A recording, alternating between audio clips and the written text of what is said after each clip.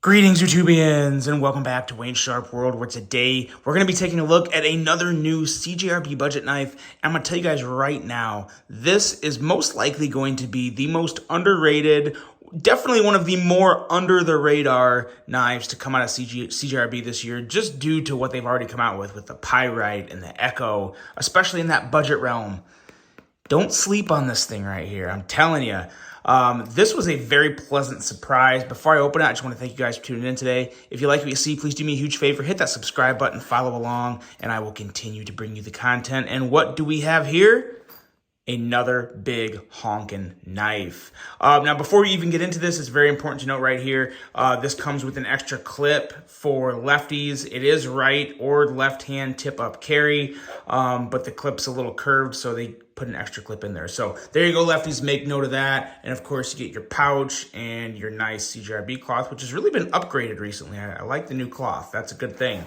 So let's get the pouch out of the way. Let's talk about this thing from Dirk Pinkerton, the CJRB resource. This guy here is somewhat of a pocket sword. Big knife. The run of big budget knives continues in all of its glory. And this one here, again, looking at this thing, I liked it. I mean, I thought it was good.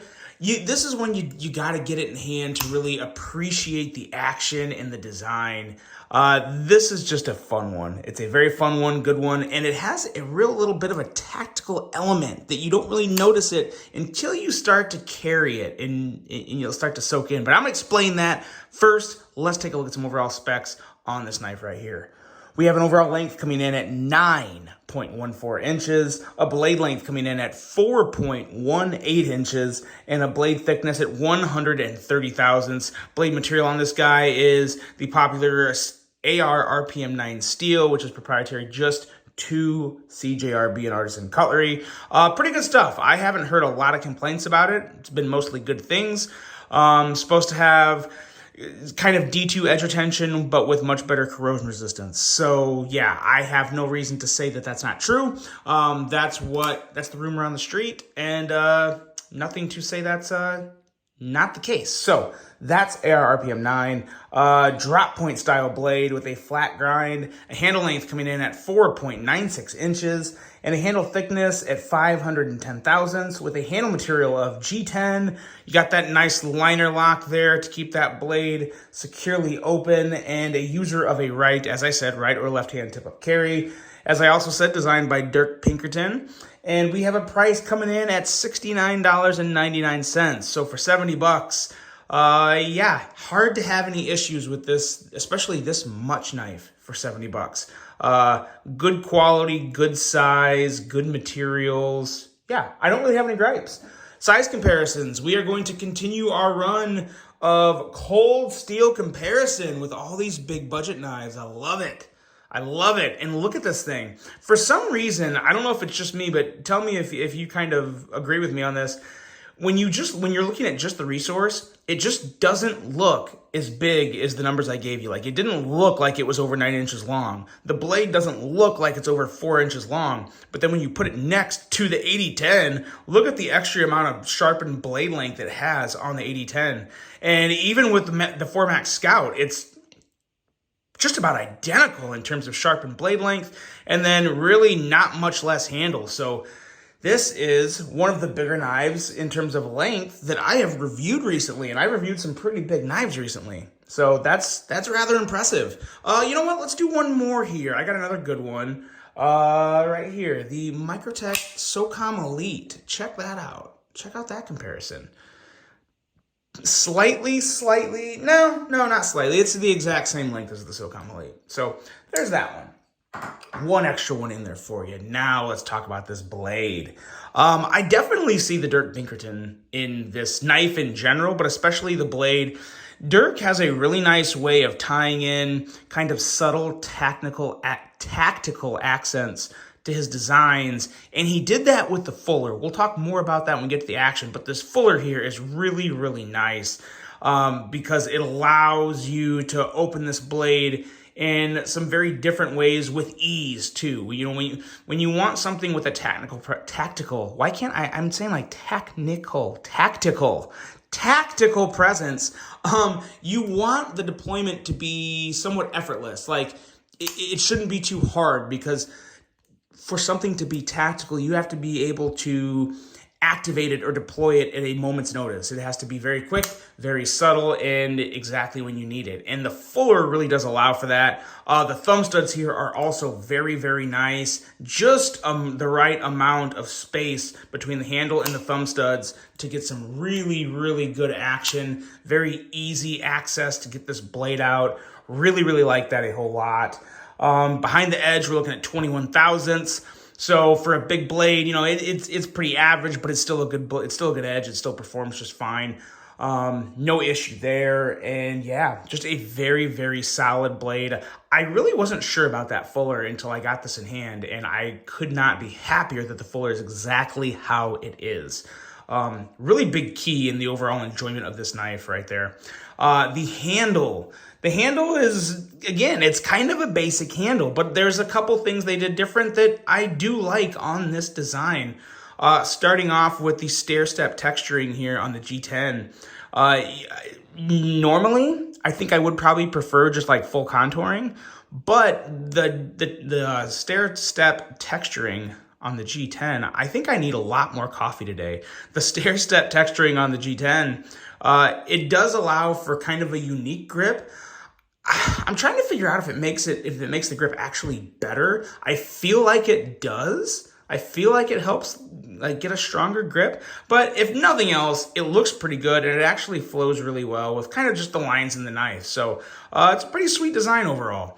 The clip, it's a really basic clip, but again, they did this clip as good as you could possibly do a standard clip. What I mean by that is they have the base of the clip all the way down at the bottom of the knife here. So even though it's not a deep carry clip, this knife is going to carry as deep as possible in your pocket because of how low, or how, depends on whether you're looking at how low or how high the clip is set up on the handle.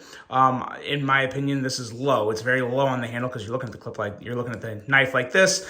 So the clip is way down here, and they have it all the way at the base of the handle, which is not going to leave much knife showing in your pocket. And when you have that big of a knife, that's a good thing. I do like that, especially the bigger of a knife. I do prefer to have as much of it concealed as possible. So really nice to have that not deep carry, but still kind of deep carry aspect to it. So I do like that. And they also made it nice and flat, so when you actually have the knife in your hand, the clip feels actually very, very nice. You almost don't feel the clip at all. So zero hot spots, zero issues with that.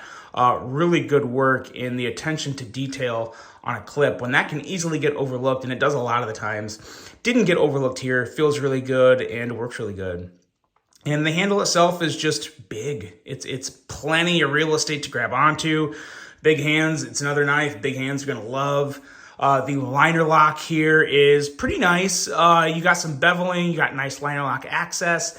The liner lock is a little stronger on this one. I am not saying that as a bad thing or a negative in any way. It's just worth noting. Some people don't like stiff liners, but I do personally think the bigger a knife and the bigger of a blade you're working with, I do honestly think it's a little more important to have a stronger liner lock. Some people may disagree with me there, but I mean, just hear me out. If the liner is weak and there's ever a chance of the blade to close, that's just that much more of a blade that could potentially be coming down on your fingers if you're not paying attention. So I like the stronger liner lock in this case, especially on this knife. And with the beveling and with the access, it doesn't make the strength like too painful or annoying on your finger. You're gonna push a little more to close it than you would a normal folder, but it's still really good, and it's also very, very secure and safe. So I like that a whole lot.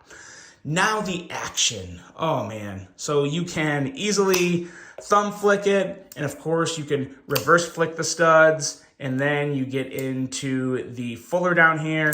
You can reverse flick the fuller, and then kind of that extra little tactical element, you can very easily just reverse flick the blade in a reverse grip position. That's really cool, and that's really, really fun to do, really fidgety on a knife. but it's really hard to do on some knives. There's not many knives that I can just very easily flick that blade out in a reverse grip. So, you know, how big of a deal that really is, it's up for debate, but I really like it. I really enjoy it. And when it's something that I can't do on a lot of knives and I can do it on this one, it makes me happy. So very, very smooth action, very, very smooth on the close, and overall, just a very, very surprising knife. I kind of figured it was going to be good, but I didn't expect to enjoy this one as much as I do. And for $69.99, it is an absolute easy yes for me. And like I said before, don't sleep on this. I know CJRB has had probably 3 or 4 really, really strong budget offerings this year. But this is just in addition to all those. This definitely needs to be considered, especially if you like bigger knives. This should be probably an easy yes for you because there's very few big knives out there right now that are under $100 that carry as well as this with as good of action and carry as good in the pocket. So yeah, a lot of reasons to really enjoy this one, not to mention the very nice, comfortable, slim, slender ergos on it for a big knife. Really, really good stuff here coming out of CJRB. Guys, let me know what you think of this one. I really hope you enjoyed it. Hope you have a great rest of your day. And until the next one, I'm out.